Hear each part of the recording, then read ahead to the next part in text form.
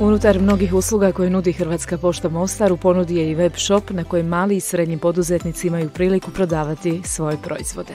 Gdje i mi nudimo unutar našeg web shopa integriranu dostavu za cijelu BiH i inozemstvo. Tako što znači da svi oni koji s nama surađuju i koji imaju svoje artikle na našem web shopu, njihovi proizvodi se mogu naći ne samo na tržištu Bosne i Hercegovine, nego na inozemnom tržištu.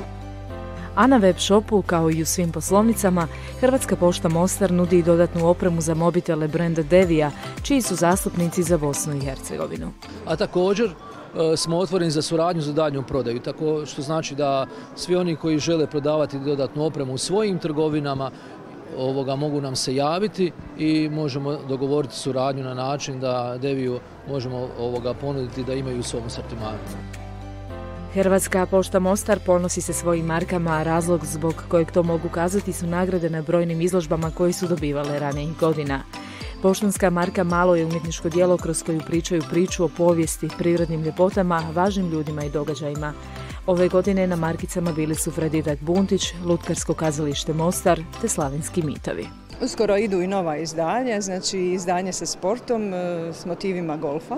Golf je najstarija igra, jedna od najstarijih igara na svijetu, ujedno i olimpijski sport. A osim golfa imat ćemo i poštansku marku posvećenu Svjetskom danu radioamatera. Svake godine biraju najljepšu marku Hrvatske pošte Mostar, a među 10 nagrada izdvajaju prvu koja je vikend za 2 osobe u hotelu Mepas u Mostaru. Izvrsna prilika za odmor i uživanje u ljepotama grada.